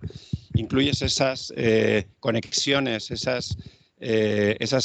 todos esos aspectos en los que nos parecemos y nos asemejamos. Entonces, estaba buscando alguna de esas frases. A ver, voy a leer el primer párrafo, si te parece, Clara, y así te dejo un poco de... Y da un poco idea de cómo está estructurada sobre todo esa parte de primera que es Sur, ¿no? Bueno, escribes así. Hay un origen. Estoy sentada en una terraza. Cruje el sillón pintado de blanco. En la esquina, un tiesto, que entonces llamo maceta. Lo veo casi en otra dimensión. Es un geranio o malbón, como se le dice en mi tierra. Veo, pues, el malbón geranio quebradizo, hojitas polvorientas, rugosas. Veo como los niños ven, inaugurando. A ese tipo de frase final es a la que me refería. Si te parece, te voy a contestar con la última frase del libro, vale, para que veáis cómo están encadenadas en realidad, ¿no? Voy a leer en la página 102, es una paginita, que es el cierre del libro. Dice, mi padre me enseñó la importancia de las plantas.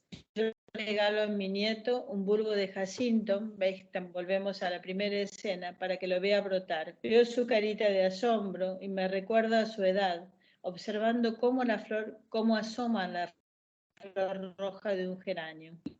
Le explico qué son los lixiviados, le muestro cómo trabajan las lombrices, le cuento que charlo con la palmera que asoma a la ventana. Planta y su media lengua repite nombres en latín.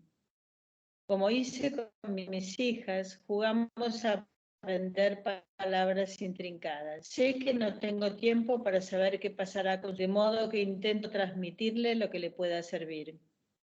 Soy una narradora, un eslabón, una rama.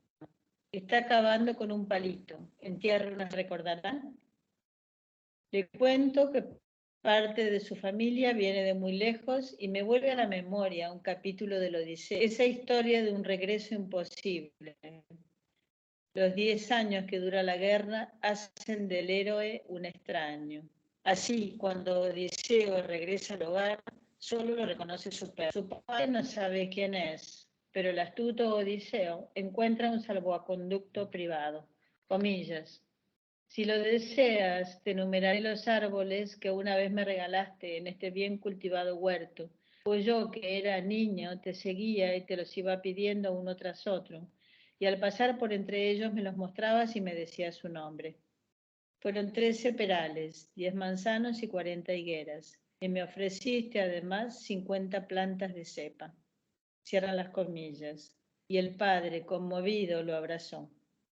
Evoco estas historias que se repiten desde que el mundo es mundo, el tópico del retorno del héroe. Con menos fanfarria, las mujeres también regresamos a una naturaleza que nos recuerda su esencia de madre. Juan Ramón Jiménez dijo, y yo me iré y se quedarán los pájaros cantando. ¿Qué puedo desearle yo a mis nietos?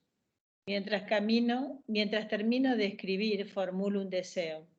Si algún día realizan un viaje de regreso, espero haberles mostrado un camino. Sentada junto a Bruno en el jardín, de esta manera tan doméstica, me permito evitar ese gran error que es la esperanza.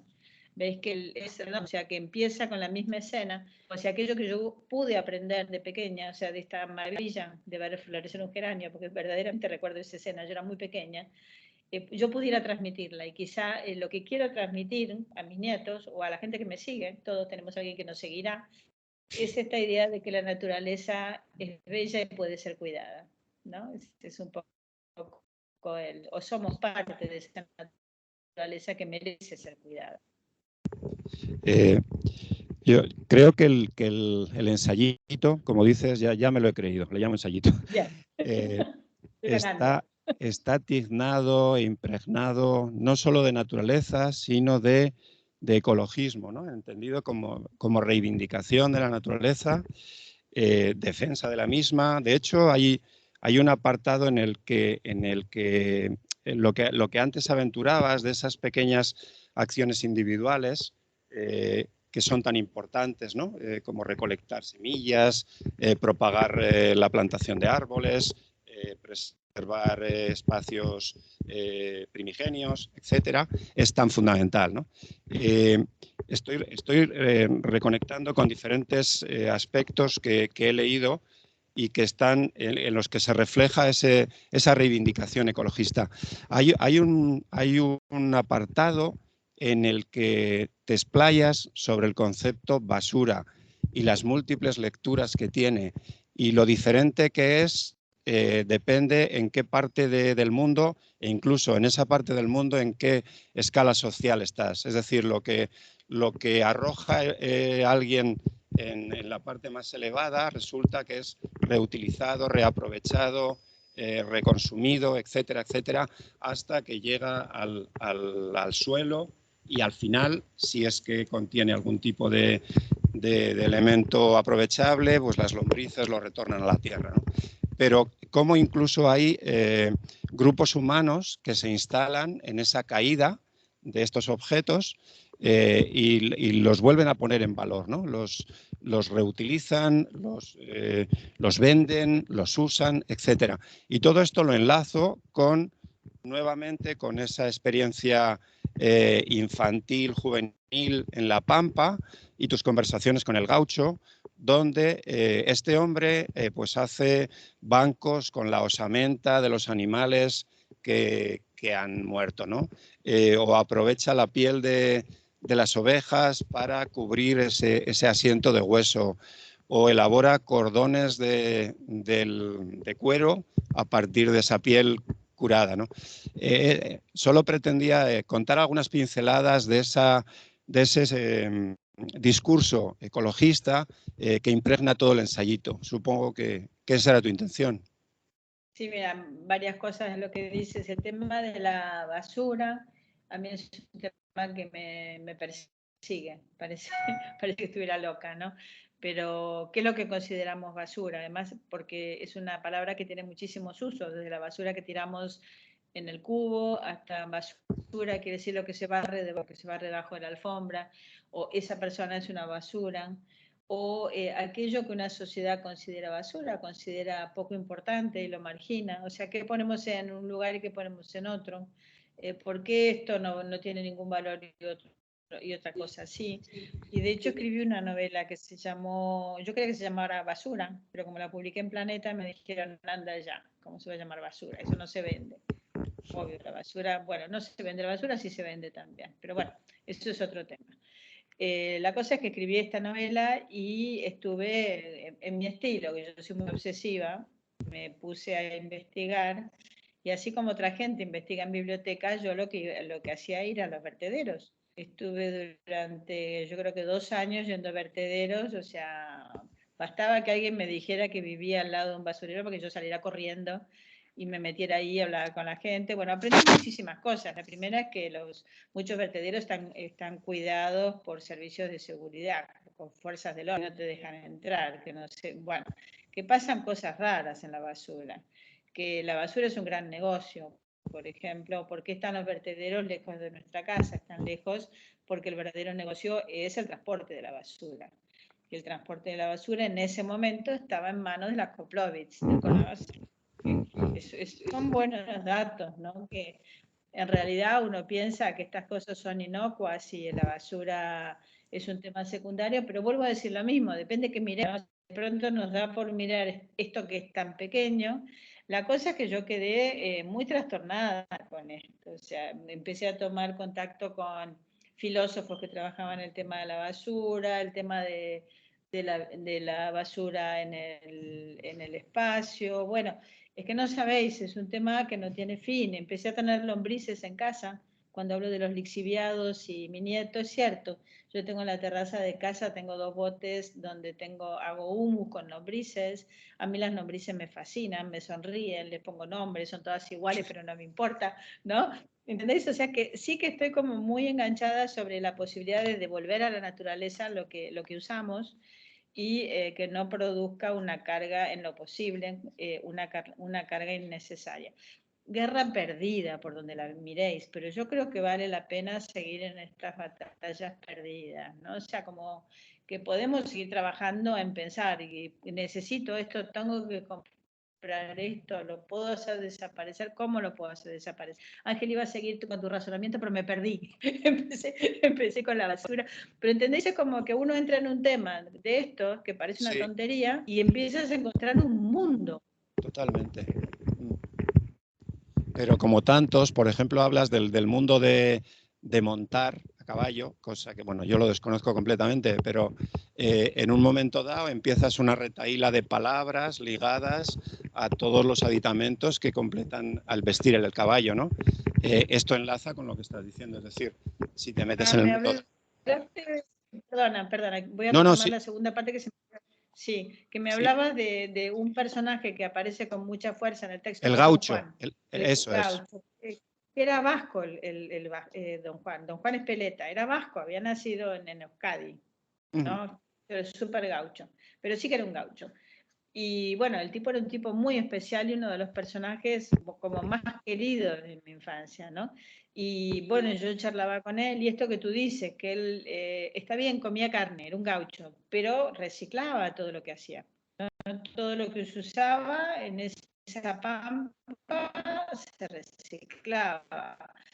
Y pienso, por ejemplo, en ciertas paradojas del ecologismo. Yo soy bastante crítica con estas posturas del ecologismo. Por ejemplo, la quinoa. ¿Sabéis lo que es la quinoa? Es este alimento que está de moda, que lo comen sobre todo. Bueno, la quinoa era el alimento natural en Bolivia, un alimento barato. Desde que los europeos se han puesto a comer quinoa, la quinoa es inaccesible para el pueblo boliviano, ¿no? Ha subido de precio y se ha convertido, por estos fenómenos extraños, se ha convertido en el alimento de los europeos veganos, mientras que los pobres indígenas bolivianos que comían eso tienen que pagarlo a precio europeo, ¿no? Porque si no, no se lo venden. Entonces, yo creo que antes de meterse en estas cruzadas tan generales, que pueden tener razón, no lo discuto para nada, habría que reflexionar sobre cada paso que vamos dando, cosa que es bastante cansina, porque uno no puede estar pensando sobre todo lo que hace, pero no dar por hecho que porque tiene el tinte de ecológico es bueno de natural. Entonces, ese es uno de los temas que a mí se me presenta con la carne. Es cierto que yo vengo de un país productor de carne y que he visto cuando uno deja de hacer eso las cadenas, la desaparición de las vacas. Hablaba el otro día con un amigo que es vegano, yo le decía, bueno, genial, pero cuando todo el mundo deje de comer carne, cosa que yo entiendo, por otro lado, las vacas van a desaparecer o las vamos a tener de animales en el jardín o vamos a salir a pasear a la plaza una vaca. Pregunto, ¿no? Entonces, me parece una buena idea preguntarse todo esto. Y por otro lado, hay también una escena con Don Juan, que es cuando las chicas, una soy yo, otra es mi hermana, les dan de comer a los perros de Don Juan, que son unos galgos muy bonitos, muy delgados, que se usan para cazar justamente. Y bueno, un día van a llevarle la comida y ven que los perros están todos muertos con un tiro. Yo me recuerdo ese día como uno de los peores de mi vida, ¿no? O sea, ver que Don Juan, que era ese tipo al que yo quería tanto, era capaz de agarrar un arma y matar a todos los perros que yo también quería tanto. Y Don Juan nos dio una explicación, dijo, mataron una gallina, y la gente de campo, las gallinas son para comer, los perros no se comen, ¿no? Entonces, para ellos las categorías son así, y a veces tenemos que ponernos en la piel del otro, ¿no? Y dejar esta conducta llamada civilizada para comprender también lo que al otro le pasa. Somos muy duros haciendo críticas a veces, ¿no? Y aceptar esta paradoja de que el otro es otro y tiene otra lógica y otras maneras de ver. Porque al mismo tiempo este tipo era profundamente ecologista, muchísimo más que yo con todas mis ideas filosóficas, ¿eh? Si uno piensa en qué pasaba de verdad con la naturaleza.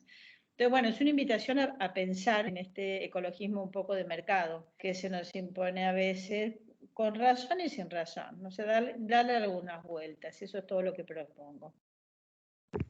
Siguiendo con este discurso, también hablas del ejemplo del aguacate.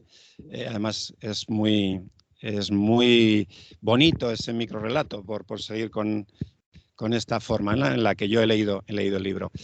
Hablas de cómo era un árbol referente para ti en tu infancia, un árbol enorme que te proporcionaba cobijo, sombra, y que incluso era el espacio al que os relegaban los mayores, ¿no? En el patio, y es donde os podíais refugiar. Entonces, claro, ese árbol con los frutos maduros liberaba proyectiles verdes, es que me ha hecho mucha gracia, que estallaban en el suelo. Entonces, bueno, dices, o sea, ahí surge una reflexión muy interesante, porque hoy día no habría ningún animal capaz de diseminar las semillas del aguacate. Tú haces alusión a que ese árbol fue grande o se dispersó por una gran superficie cuando había animales de los dinosaurios que eran capaces de ingerir esos frutos y diseminarlos, ¿no? Pero por contra, dices, su salvación ha sido que se ha convertido en un alimento preponderante en la dieta humana, con lo cual los humanos han adoptado ese árbol, lo han cultivado y lo han multiplicado hasta el infinito y más allá, ¿no? Me gusta esa reflexión, que también tiene su enfoque ecologista, que tiene otros 1000 problemas asociados, porque es un cultivo altamente consumidor de agua, pero ha conseguido sobrevivir seduciendo a los humanos, ¿no? Sí, es el tema de... Yo creo que lo próximo que voy a escribir va a ser sobre los árboles. A mí los árboles me tienen totalmente colgada en este momento. Leí el otro día un artículo que decía que encontraron un pino por la Patagonia, me parece que la Patagonia chilena, que es inmortal. Se dice así, es como raro, ¿no? Inmortal. O sea, nosotros somos seres en el tiempo y vivimos inmersos en el tiempo y no podríamos pensarnos fuera del tiempo. Sin embargo, este pino estaba de pie cuando fue la guerra de Troya y parece ser indestructible. Y además esta muerte, o sea, por un lado está el pino que brota y por otro lado las partes muertas son asimiladas por el pino que brota, por el mismo árbol. Con lo cual, o sea, está muerto y vivo a la vez y está fuera del tiempo, ¿no? Entonces, hay algo que hemos pensado mal los humanos. Quizás el exilio de la juventud que estamos buscando con tanta desesperación, dándonos la piel con tanta vehemencia, el pino ya lo tiene y lo sabe. Pienso también en el ginkgo biloba que emergió después de Hiroshima, o sea que creo que a 50 metros ya la población había aniquilado todo lo que había, menos el bendito ginkgo que volvió a brotar. O sea, dicen que el ginkgo es inmortal. Yo no sé si es verdad o es mentira, pero en todo caso tiene una resistencia que es para nosotros sobrehumana. Hasta que se acerca al ser humano, porque dicen que incluso en el pino de la Patagonia, que la gente no haya pisado la zona es muy importante, porque en cuanto a la pisa, las raíces se modifican. Y ahí ya empezamos a estropearlo. Cuando aparecen los humanos, ¿no? Con la forma que tenemos los humanos, se estropea, ¿no? Entonces, bueno, también decimos que los árboles son inmóviles, y no es verdad, porque los árboles atraviesan continentes. O sea, un árbol está en un continente y aparece como se busca la vida, se busca un pájaro que cague no sé dónde la semilla, se busca que el viento no sé qué, está como lleno de estrategias, ¿no? Que nosotros desconocemos. O también dicen que hay algunos bosques que son solamente un árbol, que si los miran por abajo es solo una raíz. Y también esta idea de mirar por abajo. Nosotros vemos algo que es el árbol, pero por debajo, en la tierra, está lo que dirían en Argentina, la verdad de la milanesa, ¿no? Por otro lado, las raíces de los árboles parecen haber inventado el sistema informático, conectándose entre sí con un pensamiento en red. Todas estas cosas, o sea, yo no estaba acostumbrada a mirarlas hasta que empecé a escribir este libro. Las supones, las imaginas, pero de pronto te acercas a la biología y las estudias y dices, madre mía, a mí se me escapó algo. Y a la filosofía se le escapó algo. Y deberíamos empezar a pensar desde otro lado, no pensarnos solo como humanos y lo que nos conviene, sino pensarnos desde seres del planeta y comparándonos con otros seres del planeta. Algo tan inocuo, porque uno dice los árboles son bonitos, pero uno no piensa que los árboles son eternos, piensan, se reproducen, se mueven, bailan, hacen sonido, responden a cosas más que nosotros, ¿no? Entonces, bueno, esto es un ejemplo de lo que significa mirar un poco en detalle aquello que parece pequeño, ¿no? Y que de momento no le hemos prestado atención, aunque siempre, si uno recorre la literatura, que es parte de este libro, los bosques siempre han estado ahí, el bosque es un tópico literario, es un símbolo. Es un símbolo, y aparece en los cuentos de hadas, y aparece en la literatura, y aparece en la tragedia griega. Edipo es abandonado en un bosque. Volver a caminar de otra manera, como con otro pie y con una cabeza pensante en otro sentido, ¿no? Madre mía, qué ataques me dan.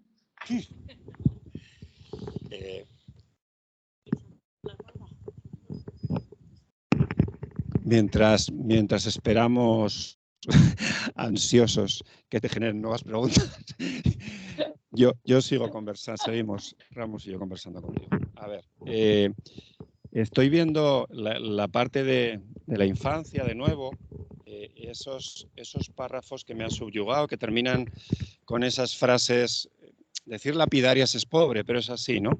Todos los seres vivos sabemos cuándo anochece. Morimos todos los días en el crepúsculo. O dices, este es más ya ligado a la pregunta que te quiero plantear. A la hora de comer suena una campana y acudo la primera. Respetar ciertas normas me hace invisible. Esto lo dices tú o lo dice un alter ego tuyo en el sentido de decir, tú lo que querías era conseguir invisibilidad para desarrollar tus aficiones, la lectura, la observación de las plantas, escuchar los pájaros o ir a hablar con el gaucho.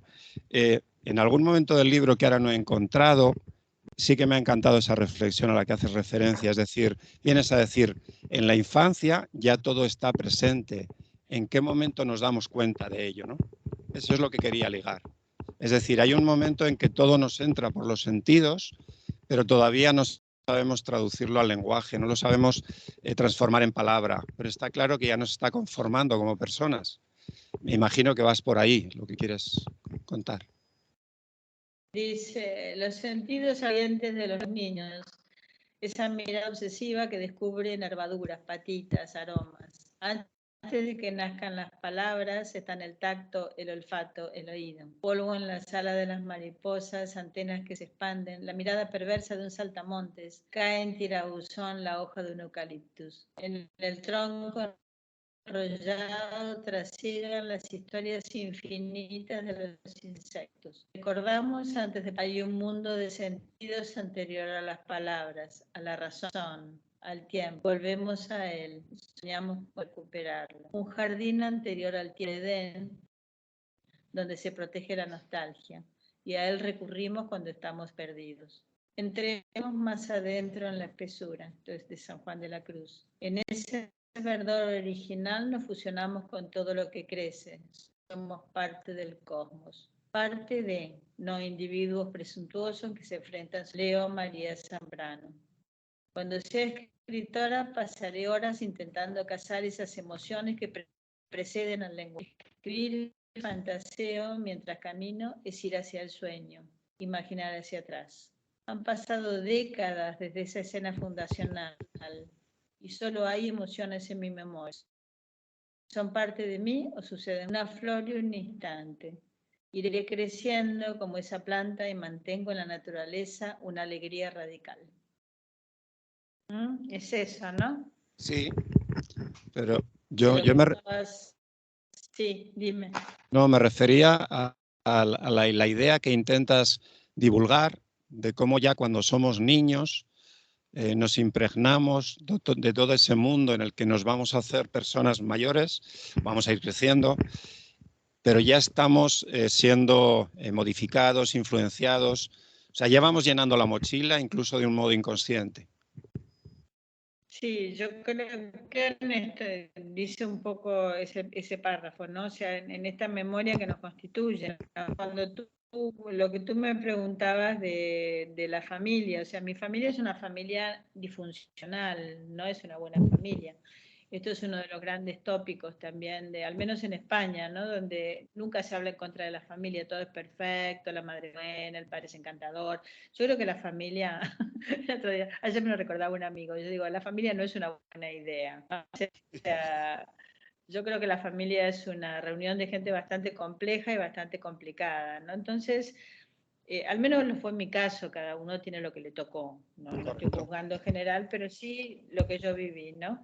Pero también pienso que esa aceptación de la familia como un núcleo difícil y complejo a mí me convierte en escritora, en persona que tiene que esconderse, justamente me escondo entre los árboles, leo de pequeña, solo consigo la libertad si hago otra cosa, si no me dejo llevar por las ideas familiares, ¿no? Y está como exhibido en el libro, las dificultades con mi madre, también las dificultades con mi padre, y a mí me gusta que sea así. Me dicen, bueno, qué valiente. Yo digo, valiente nada, yo creo que simplemente lo mismo que trato de enfrentar la naturaleza de una manera más objetiva, menos endiosada, o también la extranjería pretendo pensarla desde sí misma, la familia igual. O sea, si yo pienso que todo el tiempo pasado fue mejor, es un poco también uno de los temas que trabaja el libro. Si pienso que lo bueno fue la infancia, cuando mis padres me cuidaban, entonces todo lo bueno está puesto detrás, como el jardín del Edén, ¿no? El jardín del Edén es una metáfora, o sea, una vez que nos expulsan de ahí estamos perdidos, ya todo va a ir mal. Entonces yo prefiero pensar que es al revés, que en la infancia estuvo bastante mal y que poco a poco pude ir conquistando un reino. Me parece una idea más seria y más consistente para mí, ¿no? Entonces tiene que ver con eso, Ángel, tiene que ver con el reconocimiento de la familia como un lugar complejo y difícil. Y en mi caso, negativo, y no, yo no tuve una buena familia. Y no pasa nada por reconocerlo, yo sigo queriendo que no fui feliz con ellos, la verdad, no fui feliz. Entonces, bueno, eso no está mal decirlo, o sea, además de haberlo vivido, tengo que decir que fui feliz, tengo que mentir y ya tener el alma atrapada en todo eso. No, creo que que estoy en mi derecho de reconocer las carencias de una familia, ¿no? Es uno de los tantos vínculos complejos de la humanidad. Creo que los retratas con mucho respeto y con mucha sinceridad, como muy bien dices.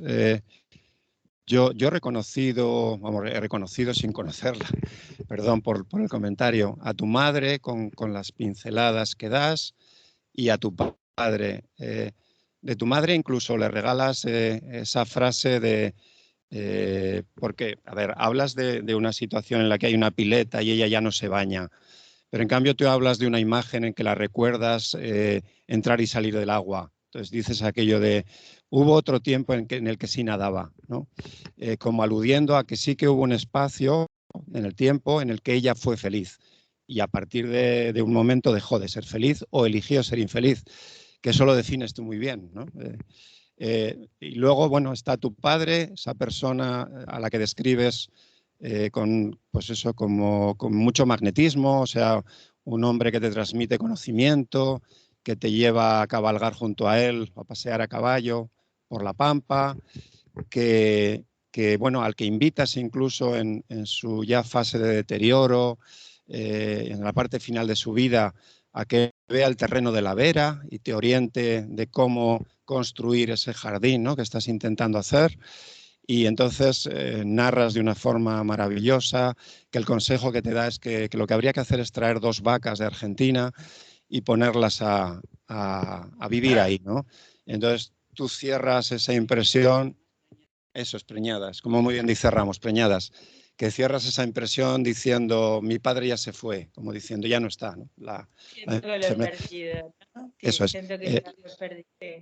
Sí, la reflexión sería, ¿te ha servido para reencontrarte con ellos? ¿O te ha resultado doloroso ese revivir, sobre todo en la parte de sur, ¿no? Toda esa parte familiar. Mis padres ya murieron, o sea que yo estoy haciendo como las paces con la memoria más bien, ¿no?, que con la realidad. Pero mi padre murió de Alzheimer y tengo que reconocer, es cierto que fue un Alzheimer de una persona que tenía quien lo cuidara, que eso es fundamental para un enfermo de este tipo, ¿no? O sea que no me tuve que hacer cargo yo de mi padre. Pero reconozco que ayer también lo hablaba, mi generación, yo creo que vosotros también conoceréis muchísimos casos de este tipo porque vivimos demasiado y es una enfermedad muy corriente de lo que parece, ¿no? Mi padre como que caminaba hacia la infancia, ¿no? Caminaba hacia atrás y esta persona dura y estricta que yo conocí de pequeña, cariñosa a su manera, pero también dura y estricta, se convirtió en un niño a quien yo podía tocar y acariciar y compartir cosas y reírme. O sea, a mí el Alzheimer me devolvió unas facetas de mi padre que yo no había vivido y que son muy gratas para mí, por decirlo de alguna manera, ¿no? O sea, dicen que en el enfermo de Alzheimer la memoria es entonces, yo creo que es cierto además, o sea que de pronto era una persona rígida y de pronto era una persona que yo podía caer. Y eso para mí era algo bueno, ¿no? Que a veces nos enganchamos solo en la parte mala de cosas que son malas, claro, sin duda es malo morir de Alzheimer, ¿no? Pero también en ese final había un camino hacia el origen, un caminar. Ahora tengo un nieto de 6 meses y pienso, ¿cómo se parece a mi padre? ¿No? Lo que pasa es que mi padre no tenía perspectiva porque era viejo y mi nieto tiene perspectiva porque es un bebé. Pero quizá podríamos pensar de otra manera las cosas, ¿no? O sea, como quitarles un poco el hierro que tienen porque la sociedad nos carga y dejarnos llevar por el instante. Eso también el libro creo que propone eso, dejarse llevar por aquellos placeres que tiene también el dolor. O sea, el dolor no es en estado puro, de la misma forma que la felicidad no es en estado puro, ¿no? O sea, uno encuentra siempre matices. Y quizá esos matices que para mí también son la literatura, ¿no? Esta capacidad de pensar en lo pequeño, en el matiz, en el ensayito. Vuelvo a mi idea. Es algo que me hace vivir más feliz porque me permite, ¿no? Y en ese caso el Alzheimer es fuerte. Y también habla mucho de los fantasmas. Yo creo en los fantasmas. Entonces habla de de cierta manera mía de hacer las paces con mis padres a través de estas ensoñaciones, de verlos aunque están muertos, ¿no? Yo creo que a todos nos pasa, aunque nos cuesta reconocerlo a veces. Vemos a alguien parecido a nuestro padre o a nuestra madre o a alguien que ya no está y de pronto tenemos ese instante en el que podríamos comunicarnos con él. Esto sería casi literatura gótica si lo pensamos, o que yo estoy psicótica, que también es verdad, pero también hay un capítulo donde yo digo que estoy con mi perra y veo que la perra es mi madre, ¿no? Y que la perra es feliz como mi madre nunca lo fue. Digo, mi madre me mata. Pero es cierto, en ese momento yo le miré los ojos a la perra, no sé si nunca pasó con un perro. Decir, este perro es fulanito. O sea, tiene una mirada, hay algo en ese animal, y después esa sensación desaparece. Si no te meten en un psiquiátrico, si no desaparece, estamos en otro problema. Tenemos otro problema. Pero bueno, a mí ese instante de ver que mi perra era mi madre y que esa perra estaba contenta cuando mi madre siempre estaba amargada, la verdad es que me hizo bien. Entonces son juegos literarios, ¿no? Pero son juegos que de alguna forma representan nuestra necesidad, representan lo que queremos ver. ¿Y por qué no vamos a ver lo que queremos ver, no? Bueno, quizás como última reflexión e hilando con aquello de lo que estás hablando, hay otro aspecto, por aquello de que estamos hablando de tus padres me refiero, hay otro aspecto al que aludes y que penaliza la condición de extranjeridad, de distancia, hasta el punto de que, según hablas, no pudiste asistir al entierro de tu madre, es decir, acudiste de urgencia, bueno, pues solucionando las contingencias necesarias para estar allí, pero cuando ya todo estaba de algún modo resuelto, ¿no? Con el dolor que supone no poder estar en el momento de despedida y tener que despedirte de otra manera. Y luego, en el caso de tu padre, incluso fue una decisión voluntaria, si no lo he entendido mal, en el sentido de decir que, bueno, no tenía sentido acompañar en ese viaje hacia la infancia infinita, ¿no? Hasta el embrión y ser partícipe de ese deterioro cuando él ya tenía todos los cuidados que necesitaba y tú tenías aquí una vida con 2 hijas, ¿no? que atender. No sé, me parece una reflexión también muy valiosa sobre lo que es vivir lejos, ¿no? Y tener que asumir la pérdida de seres queridos. Sí, eso es una de las escenas temidas de todo extranjero, es ese teléfono que suena a las 3 de la mañana y que nunca trae una buena noticia, ¿no? Y en mi caso, en el caso de mi madre, ya había muerto cuando me avisaron, con lo cual le pasa a mucha gente, ¿no? Uh-huh. Ya no llegas al entierro tampoco, o sea que estás privado de los rituales, ¿no? Entonces, estar privado de los rituales, de alguna forma se está privado del consuelo, porque el ritual consuela, el entierro no es agradable, pero consuela, cierra etapas y estar con la gente que tú quieres es importante. Los extranjeros difícilmente lo podemos hacer. Entonces, en el caso de mi madre yo no pude, llegué tarde, y en el caso de mi padre tomé la decisión de no ir, que para mí fue bueno, ¿no? Fue bueno porque fue una decisión que tomé libremente. Y sí, hicimos una serie de rituales, o sea, mi padre, yo no soy creyente, pero él sí era creyente, y fuimos a una misa con toda mi familia, cuando lo estaban enterrando, a la misma hora fuimos en Madrid a una misa, y fue muy bonito porque era una misa a San Isidro Labrador, o sea, que era como si hubiera sido elegida a él le hubiera gustado.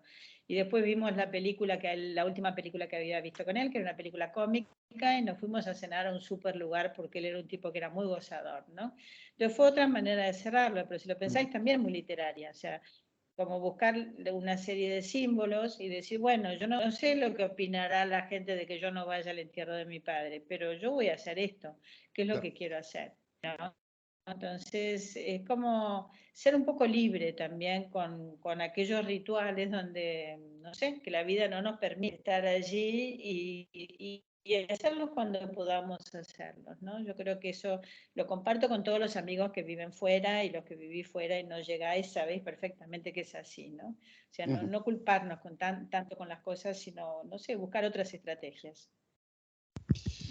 Bueno, Clara, pues yo creo que nos has convencido que todo lo que crece es un buen libro y que hay que comprarlo. Por supuesto, leerlo. Si te lo pasa un amigo, pues, o una amiga, genial. Y si no, pues se compra. No sé si alguien quiere decir algo. Si no, pues te agradezco efusivamente, cariñosamente. Parece que sí. Venga, adelante. Hola, buenas tardes. Lo primero es que para mí este encuentro es una epifanía porque no te conocía y acercarme a tu lectura, a lo que escribes y cómo te expresas, me ha llenado de gozo. Además de todo lo que nos ha estado exponiendo tanto Ángel como Ramos de su punto de vista, o otro compañero que también ha participado, a mí lo que más me ha gustado, además de lo que han comentado, es cómo has tratado también el lenguaje. Me encanta cómo remites a la etimología, cómo te unes ahí a la raíz, cómo sí que ahí encuentras el origen de las palabras, cómo las relacionas, cómo Corominas es alguien que es amigo tuyo y que si lo decimos por ahí probablemente poca gente sepa quién es, ¿no?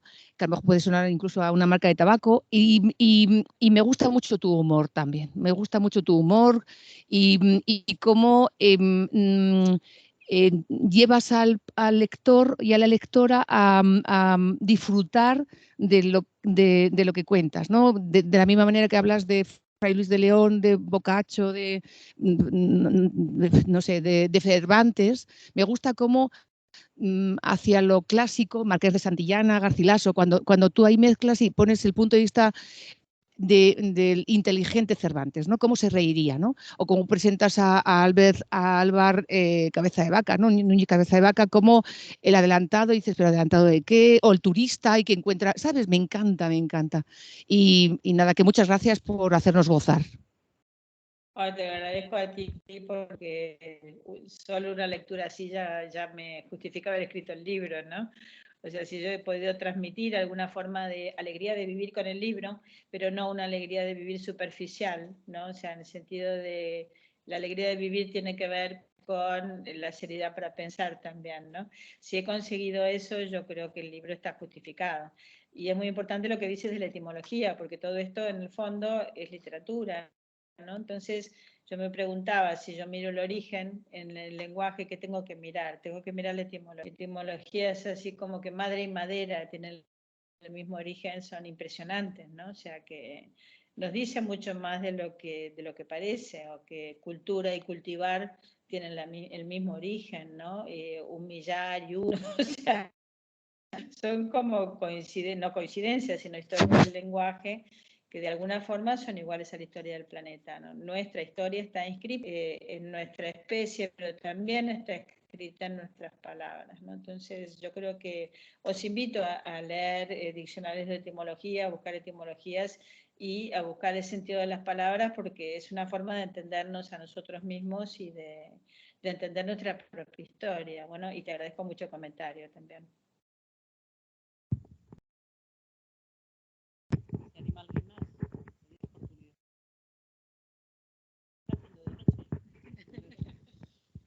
Bueno, Clara, que como no nos ves, no eres partícipe del escenario. Nada, las personas, unas cuantas que han venido a escucharte, están disfrutando, han disfrutado muchísimo.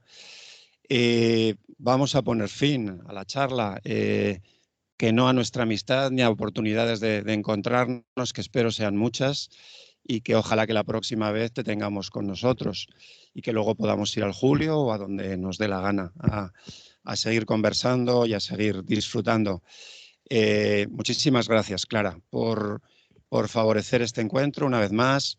Que te vaya bonito, como se dice vulgarmente, por Buenos Aires, por La Pampa, que sea gozoso el encuentro con esa casa que no ves o esa estancia de hace 45 años y que, bueno, que te queremos mucho por aquí, ya lo sabes, pero está bien verbalizarlo en ese tono de sinceridad que hoy reivindicas y yo comparto. Y que te echamos mucho de menos. Espero que te veamos pronto y muchísimas gracias. Sí, así voy a llorar. Un abrazo grande a todos y bueno, muchos libros y que nos encontremos pronto. Un beso Ojalá grande. que sí. Besos. Chao. Hasta luego. Chao.